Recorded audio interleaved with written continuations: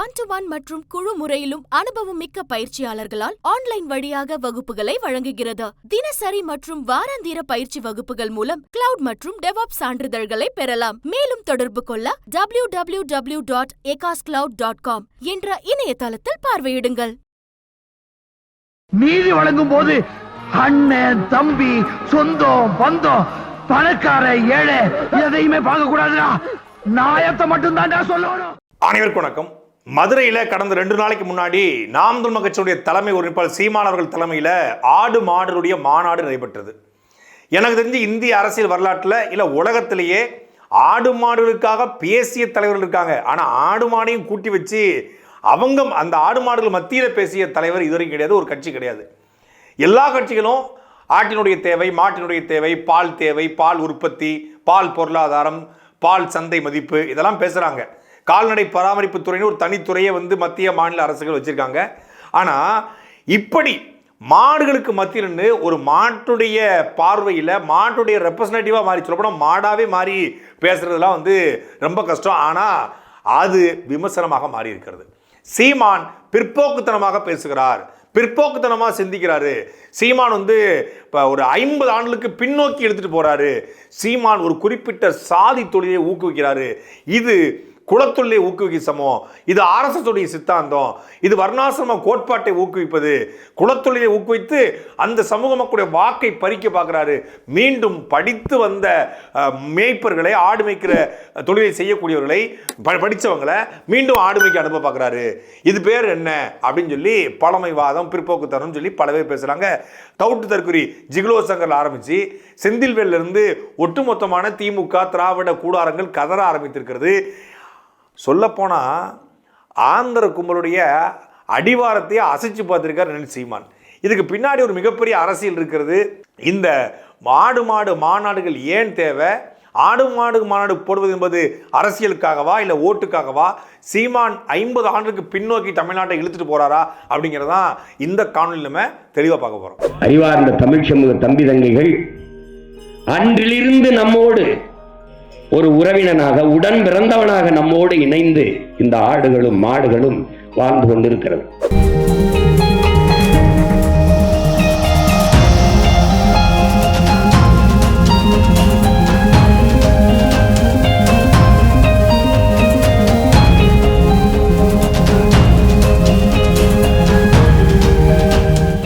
ஆடு மாடு மாநாடு போடுறது மூலமாக ஒரு குறிப்பிட்ட சமூக மக்களுடைய வாக்கை சீமான் திட்டமிட்டு பறிக்க பார்க்குறாரு.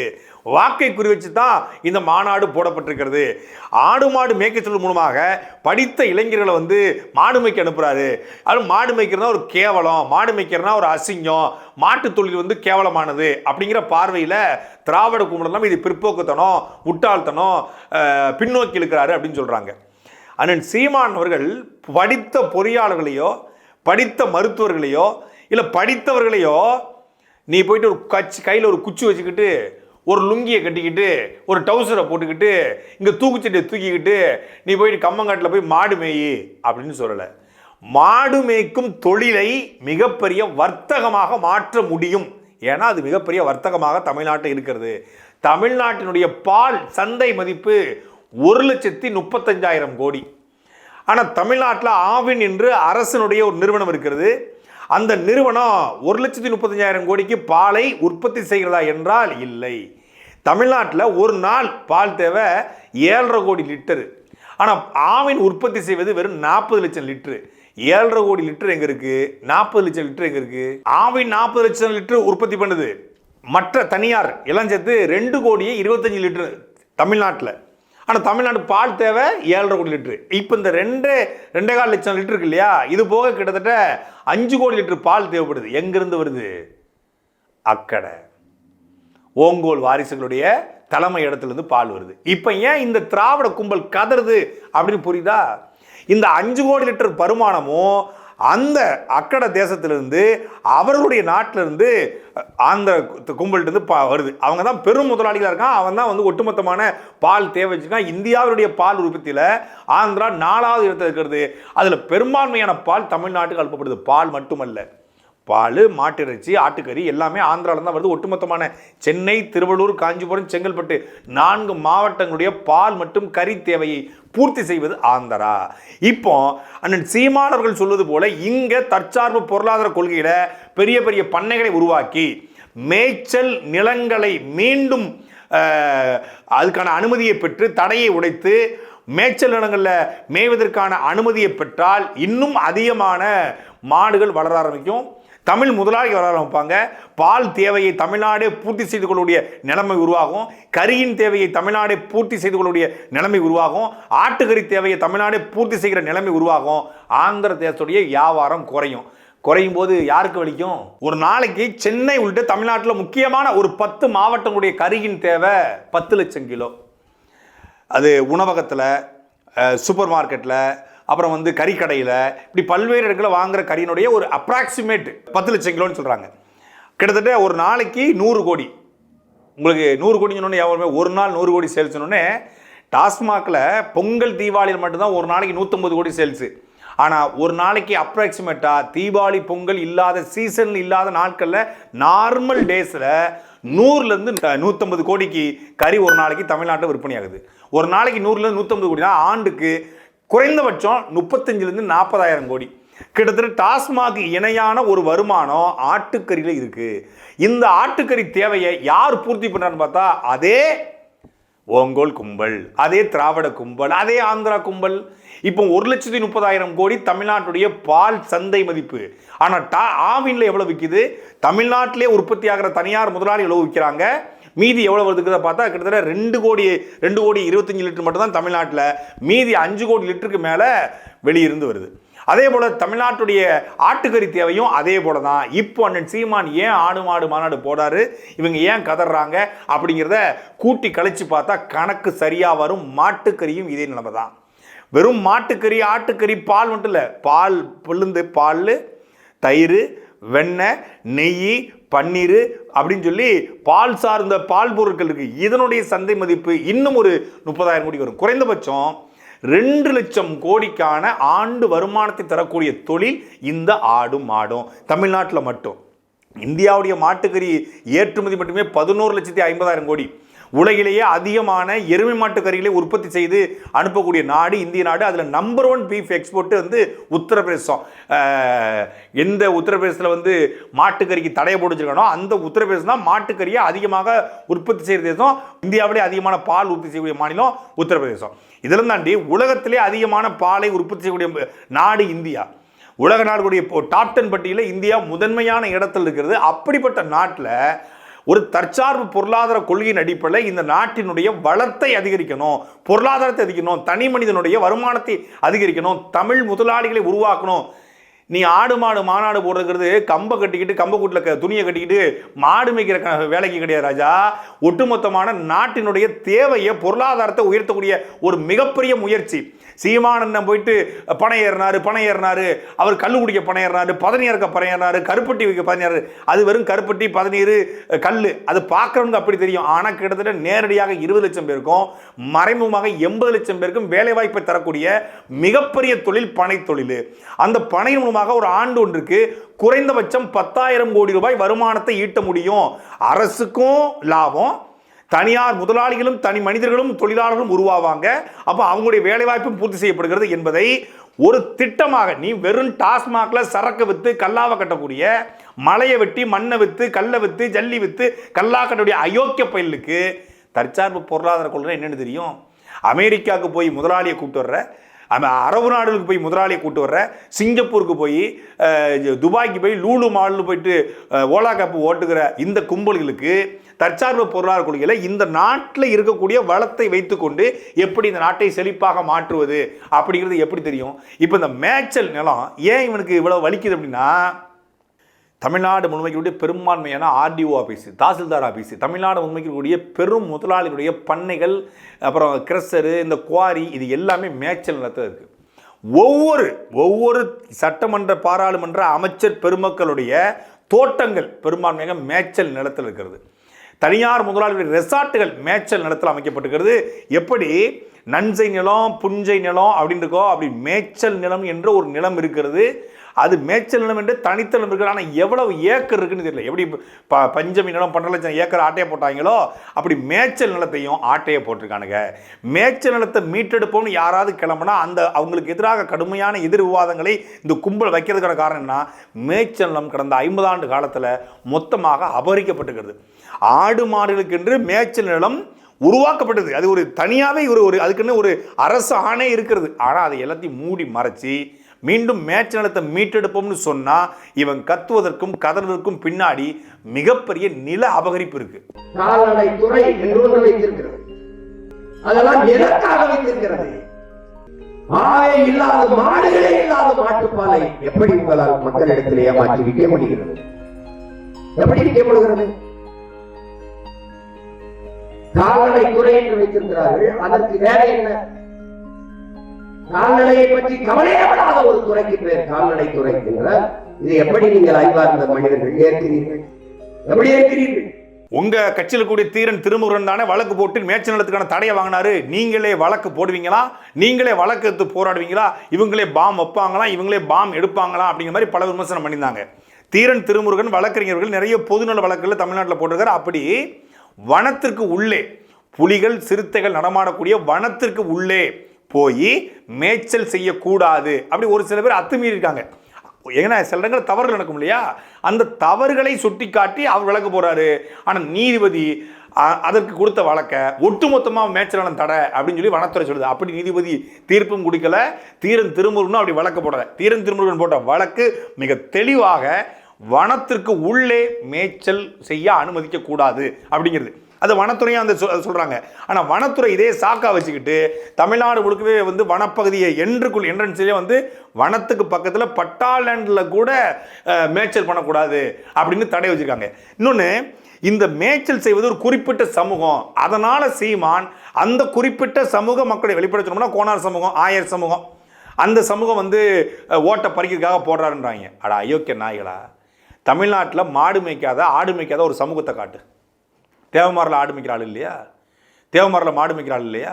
பறையரில், தேவேந்திரில், செட்டியாரில், நாடாரில், முத்திரையரில், மூப்பனாரில், வெள்ளாளரில் சமீபத்தில் வனப்பகுதியில் போய் மாடு மேய்க்கக்கூடாது என்று ஒரு பெரியவரை தடுத்தாங்க இல்லையா?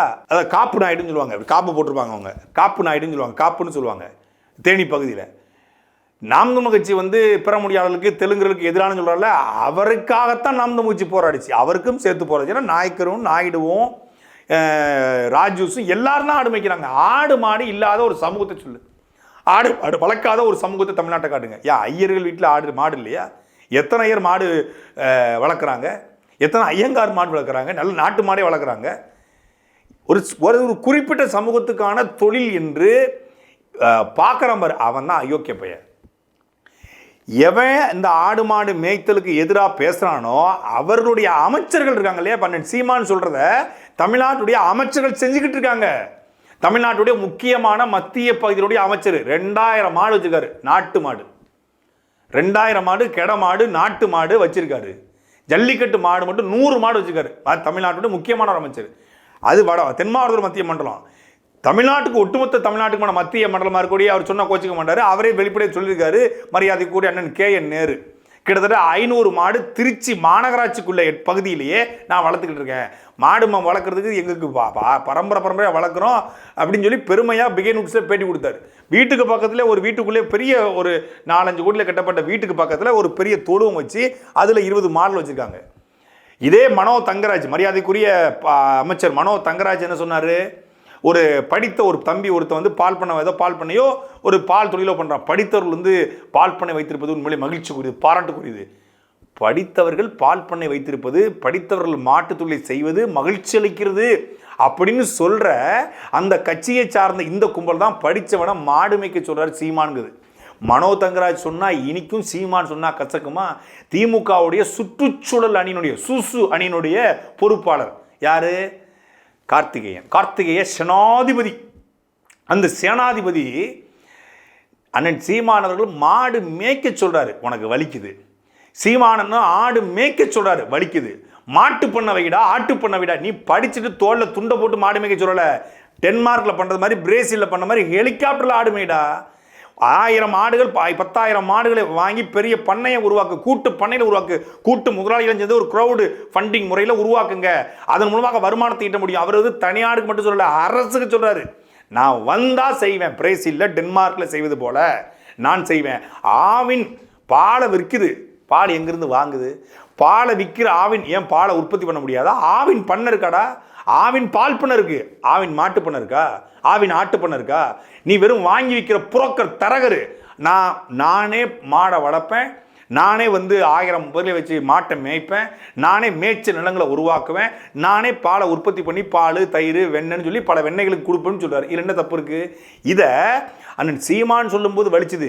அவர் மாடு பண்ண வைப்பேன், ஆட்டு பண்ண வைப்பேன், கூட்டு பண்ண வைப்பேன்னு சொல்லும்போது வலிக்குது. கார்த்திகை சேனாதிபதி பல 1000 கோடிகளுக்கு இன்னைக்கு அதிபதி. என்ன தெரியுமில்ல? பால் வித்து இல்லை, விந்து வித்து.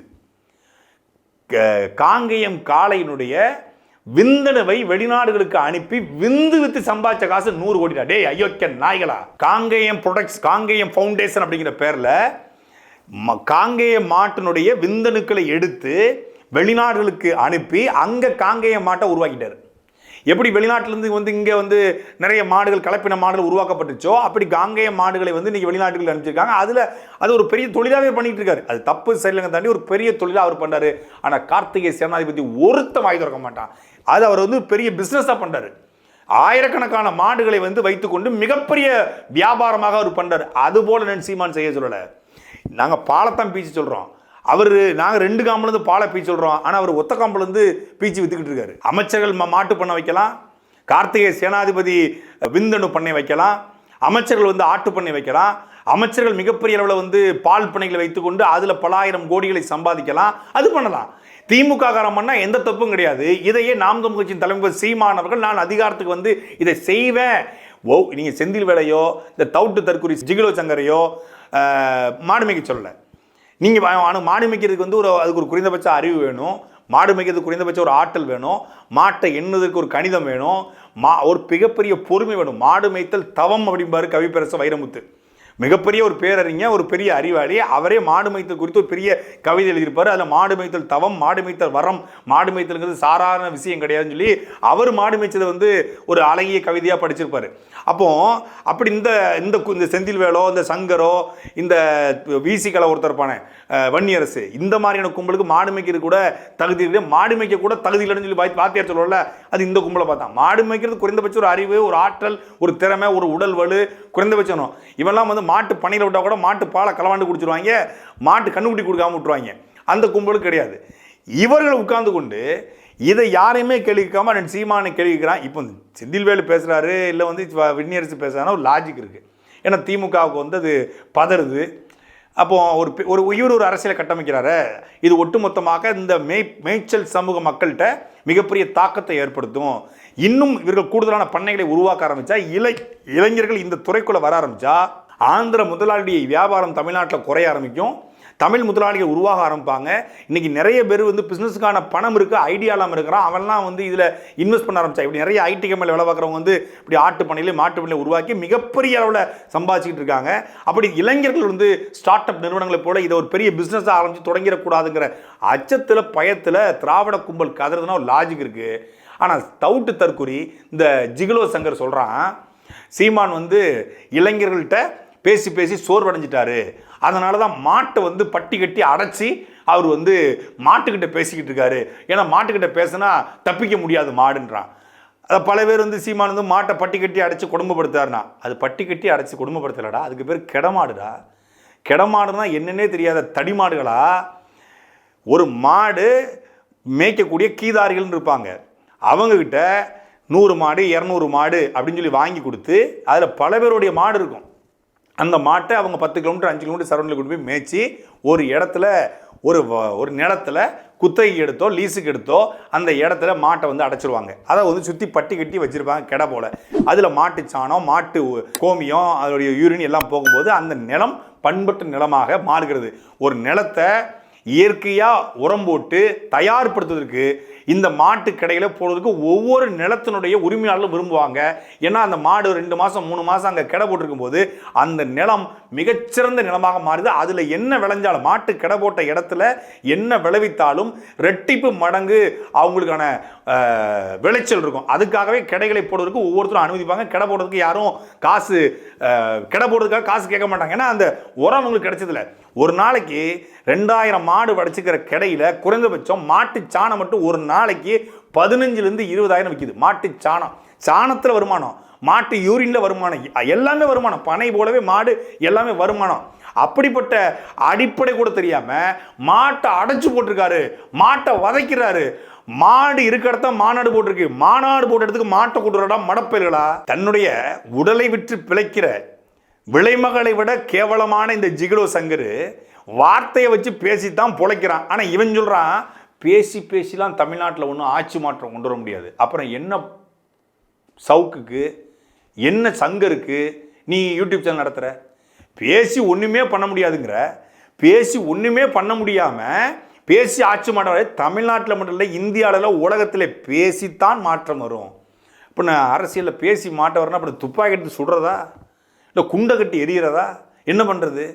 நேற்று ஒரு பேச்சு, இன்னைக்கு ஒரு பேச்சு, நாளைக்கு ஒரு பேச்சு. எவன் காசு கொடுத்தாலும் போகக்கூடிய ஒரு கேடு கட்டவன்லாம் உட்காந்துக்கிட்டு என்னென்னு தெரியல. இப்போ உனக்கு வந்து வன்மத்தை கொட்டணும். இப்போ ஜிகிலோ சங்கரன்ட்டாங்க, லிக்ஸ்பிட்டில்ட்டாங்க, நம்மளுடைய இதெல்லாம் உடச்சி விட்டாங்க, நம்ம யார் யார்கிட்ட காசு வாங்கணும்னு சொல்லிட்டாங்க, நம்ம ஒரு அயோக்கிய பையன் சொல்லிட்டாங்க. இப்போ என்ன பண்ணுறது தெரியாமல் சீமானை வந்து அவர் மாநாடு போடுறது இப்படி தான் பேசிக்கிட்டு இருக்கணும். அவர் கடைசி வரைக்கும் மாட்டை பேசிக்கிட்டு இருக்க வேண்டியதான், அவர் பணம் வர வேண்டியதான் அப்படின்னு சொல்லிட்டு எப்படா இப்படி சிரிக்கிற? உண்மையில் நெஞ்சு அடைச்சிடும் போல இருக்கு நமக்கு. தனியாக உட்காந்துக்கிட்டு கஞ்சாவை போட்டியா இல்லை கம்முன்னு கிடந்தியா 10க்கு 10 அரை உள்ள ஒரே நுரன்னு இருந்தியா அப்படி போகிறத விட்டுவிட்டு உட்காந்து அங்கே ஒரு பீஸு இன்னொரு பைய எல்லாரும் உட்கார வச்சுக்கிட்டு சிரிக்கிறாங்க. இவங்க எல்லாம் இந்த அரசியலை மாற்ற வந்து புரட்சியாளர்களாம். மனசில் இவங்களுக்கு நினப்பு. இவங்கெல்லாம் உட்காந்து 3 பேர் உட்காந்துக்கிட்டு அரசியலை மாற்றி போட வந்து புரட்சியாளர்களாம். பேசி நாட்டை மாற்ற முடியாதான். பேசி நாட்டை மாற்ற முடியாமல் தான் கருணாநிதி முதலமைச்சர் ஆனாரா? பேசி நாட்டை மாற்ற முடியாமல் தான் அண்ணாதுரை முதலமைச்சர் ஆனாரா? பேசி நாட்டை மாற்ற முடியாமல் தான் தமிழ்நாட்டில் ஒவ்வொரு தலைவர்களும் உருவாயிருக்காங்களா? இதே அண்ணன் சீமானவர்கள் 8.2 விழுக்காடு வாக்கு வாங்கியதும் தமிழ்நாடு முழுக்க போய் சேர்ந்ததும் பேச்சினால தான். அந்த சீமானவர்கள் பேசினால தான், அந்த சீமானவர்கள் அழுத்தம் கொடுத்தனால தான் உன்னுடைய குண்டர் சட்டமே உடைப்பட்டது. குறைந்தபட்சம் தமிழ்நாட்டில் இந்த ஜிகிலோ சங்கருக்காக பேசிய ஒரே தலைவன் அண்ணன் சீமானவர்கள். இவனுக்கு பணம் செலவழித்த எடப்பாடிக்கும் உண்மையா இல்லை, அந்த அலுவலகம் போட்டு கொடுத்த ராஜசத்தியனுக்கும் உண்மையா இல்லை, இவனுக்கு வந்து ஆதரவாக குரல் கொடுத்த அண்ணன் சீமானவர்களுக்கும் குறைந்தபட்ச நன்றி கடனோடு இல்லை. இவன் உட்கார்ந்துட்டு சொல்கிறான் ஒரு ஆடு மாடு மாநாட்டை போனால் அதுலேயும் இவர் வந்து நாட்டு மாநாட்டை தான் பேசுவாராம். அதுலேயும் கலப்பு கூடாதான். தினமும் கலந்துக்கிட்டே கலப்பை மாற்றுறதுக்கு தினமும் வந்து கலந்து போகிறதுக்கு அவர் என்ன ஜிகிலோ சங்கரா? யூடியூப்ல ஒரு ஜிகிலோ சங்கர்னா திமுகலையும் ஒரு ஜிகிலோ சங்கர் இருக்கான் செந்தில்வேலு, விசிகால ஒரு ஜிகிலோ சங்கர் இருக்காப்புல வன்னியரசு. 2 ஒரே கிட்டத்தட்ட ஒரே கேரக்டரு, ஒரே ஏஜ் குரூப்பு, 3 பூமரங்கள். இந்த ஜிகிலோ சங்கர் விசிகாவோட ஜிகிலோ சங்கர் வன்னியர் சொல்கிறாப்புல இந்த இதுதான் சனாதனம். எது மாடு மிக்கிறதுல அதுதான் சனாதனம். நான் கூட சனாதனம் அப்படிங்கிறது பிறப்பின் அடிப்பில் ஏற்றத்தாழ்வு பார்க்க தான் சனாதனம் நினச்சிக்கிட்டு இருந்தேன். மாடு மேய்க்கிறது சனாதனம் சொல்லி இப்போ தான் முறையாக கண்டுபிடிச்சிருக்கேன். ஏன்னா மாடு மேய்த்தல் போது குறிப்பிட்ட சமூகம் செய்கிற தொழில், குலத்தொழிலை ஊக்குவிப்பதற்காக சீமான் வர்றாரு. இது RSS உடைய குரல். இதே விசிகாவுடைய தலைவர் மரியாதைக்குரிய அண்ணன் தொல் திருமாவளவன் 1000 மாடுகளை வாங்கி ஒரு பண்ணை வச்சு ஒரு தொழில் பண்ணுறாரு வைங்க. இது வந்து பாரம்பரியத்தை மீட்டெடுக்கிற முயற்சி, இது கலாச்சாரத்தை மீட்டெடுக்கிற முயற்சி, இது கொள்கைக்கானது கோட்பாட்டுக்கானதுன்னு முழுங்கிருப்பாங்க. இதை சீமான் பண்ண உடனே இது வந்து சனாதனம். மாடு மேய்க்கிறது சனாதனம். மாடு மேய்க்கிறோட போய் சொன்ன வை கையில் பெரிய கம்பை வச்சு முனையில் ஒரு சின்னதாக ஒரு கத்தி வச்சுருப்பாங்க. ஒரே சொருவி எந்த வழியாக எடுப்பாங்கன்னு தெரியாது. மாடு மேய்க்கிறது சனாதனமும் ஒருத்தன் சொல்கிறாங்க. யோ இதை அமைச்சர் மூர்த்திட்ட போய் சொல்லு, மனோ தங்கராஜரை சொல்லு, கால்நடை பராமரிப்புத்துறை அமைச்சர் இருக்கார்ல அனிதா ராதாகிருஷ்ணன் அவர்கிட்ட போய் சொல்லு. கால்நடை பராமரிப்புத்துறை எதுக்கு வச்சுருக்கீங்க? அது சனாதனத்தானே. மாடு மேய்க்கிறது சனாதனம். அப்புறம் கால்நடை பராமரிப்புத்துறை எதுக்கு இருக்கு? கலைச்சு விட்டுரு. மாடு மேய்த்தல் ஆடு மேய்த்தல் சனாதனம். ஒரு குறிப்பிட்ட சாதி மட்டுமே செய்யக்கூடிய தொழில்னு இவர் நம்புவார். அப்படின்னா அப்போ ஒரு குறிப்பிட்ட சாதி மட்டுமே செஞ்சு தான் 40 லட்சம் லிட்டர் பாலை ஆவின்னு கொடுக்குது. ஆவின்லேருந்து டீ காஃபி பால் பவுடர் அப்படின்னு வாங்கி நக்கிறிய அது குறிப்பிட்ட சனாதனத்தை ஊக்குவிக்கிற தொழில்னா என்ன வேணாம். விசிகாவோட ஜிகிலோ சங்கர் வன்னியரசு இப்படி சொல்றாருன்னு பார்த்தா, திராவிட ஜிகிலோ சங்கரா இருக்கக்கூடிய செந்தில்வேலு அவர் ஒரு ஸ்டேஜ் மேலே போயிட்டாப்ல. ஏன்னா அவர் கொஞ்சம் பெரியார் வாரிசாச்சு இல்லை, திராவிடன் ஸ்டாக் ஆச்சு இல்லை, அவர் ஒருபடி மேலே போய் எல்லாரையும் மாடு மேய்க்க சொல்லுவார் சீமான். அவர் வீட்டு பிள்ளைகளை மாடு மேய்க்க சொல்லுவாரா? அவர் வீட்டு நாய் வளர்க்குறாரே மாடு வளர்ப்பாரா? அமெரிக்கன் பள்ளியில் படிக்கக்கூடிய அவர் பிள்ளைகளை மாடு மேய்க்க சொல்லுவாரா? சீமான் 7.5 கோடி மக்களையும் மாடு மேய்க்க சொல்லலை. நான் அதிகாரத்துக்கு வரும்போது இந்த துறையை பிரேசில் டென்மார்க் இணையாக மாற்றுவேன். இந்தியாவில் பால் தேவை இவ்வளவு இருக்கிறது, மாட்டுக்கறி தேவை இவ்வளவு இருக்கிறது, ஆட்டுக்கறி தேவை இவ்வளவு இருக்கிறது, ஆனால் உற்பத்தி குறைவாக இருக்கிறது. இந்தியாவில் உத்தரப்பிரதேசம், குஜராத், மகாராஷ்டிரம், ஆந்திரா, கர்நாடகா, கேரளா உள்ளிட்ட மாநிலங்களுக்கு இணையா இல்லை, பாதி கூட தமிழ்நாட்டில் இல்லை. தமிழ்நாட்டில் 8 கோடி மக்கள் வாழ்கிறாங்க, ஆனால் பாலின் உற்பத்தியும் கறியின் உற்பத்தியும் குறைவாக இருக்கிறது. பால் தேவை, கறி தேவை, மாட்டுக்கறி தேவை, ஆட்டுக்கறி தேவை இருக்கிறது, உற்பத்தி குறைவாக இருக்கிறது, ஆவின் நலிவடைந்து போயிருக்கிறது. இதை நான் அதிகாரத்துக்கு வரும்போது சரி செய்வேன். மேய்ச்சல் நிலங்களை மீட்டு மேய்ச்சல் சமூகத்தில் ஒப்படைக்கணும். அதன் மூலமாக நம்முடைய நாட்டு மாடுகளை, பாரம்பரியமான மாடுகளை அதிகப்படுத்த முடியுமா? அது அழிவின் விளிம்பில் இருக்கிறது, அதை காப்பாற்ற வேண்டும். எப்படி பாரம்பரிய மாடுகள், நாட்டு மாடுகள் அழிவின் விளிம்பில் இருக்கிறது, காப்பாற்ற வேண்டும் என்று அண்ணன் சீமான் சொன்னதை பிற்போக்குத்தனம்னு பேசுகிற பித்துக்குழி முண்டம் செந்தில்வேலு கடந்த 8 வருஷத்துக்கு முன்னாடி ஜல்லிக்கட்டு போராட்டம் நடந்த பொழுது விடிய உட்காந்து அலங்காநல்லூர்ல லைவ் போட்டு உட்கார்ந்திருந்தார். எதுக்காக? நாட்டு மாடுகளை, பாரம்பரிய மாடுகளை மீட்டெடுக்க வேண்டும் என்று ஒட்டுமொத்தமான தமிழ்நாடு முழுக்க 1 கோடி பேர் சேர்ந்து ஜல்லிக்கட்டு போராட்டம் நடைபெற்று, வெறும் ஜல்லிக்கட்டு விளையாட்டு போட்டிக்காக நடைபெற்ற போராட்டம் கிடையாது. நாட்டு மாடுகளை மீட்க வேண்டும். நாட்டு மாடுகளை மீட்பதன் மூலமாக நம்முடைய கலாச்சாரம், பண்பாட்டை மீட்க முடியும் என்று நம்பி ஒட்டுமொத்தமாக தனியார் கோட்பாட்டுக்கு, தனியார் மைய, உலகமய, தாராளமயத்துக்கு எதிராக தற்சார்பு பொருளாதார வார்த்தையை பயன்படுத்தாம தற்சார்பு வாழ்க்கைக்காகத்தான் ஒரு போராட்டம். அதை ஆதரித்த செந்தில்வேலு இன்னைக்கு அப்படியே திமுக இணைஞ்ச உடனே, அன்னைக்கு குறைந்தபட்ச தமிழ் பற்றோடு இருந்த செந்தில்வேலு அன்னைக்கு ஜல்லிக்கட்டு போராட்டம் நாட்டு மாட்டுக்கான போராட்டம்னு தெரிஞ்சுது. அதனால நியூஸ் 7ல உட்காந்து லைவ் போட்டுக்கிட்டு விடிய லுங்கியை கட்டிட்டு அங்கே படுத்து கிடந்தாப்புல அலங்காநல்லூர்ல. இன்னைக்கு திமுக வந்தோடனே இது பிற்போக்குத்தனமா தெரியுது. ஜல்லிக்கட்டு போராட்டம் நியாயமானது என்றால் அண்ணன் சீமானுடைய கோரிக்கையும் நியாயமானதுதான். சாட்டை எடுத்து நாட்டை திருத்து, இளம் தலைமுறை தானே நீ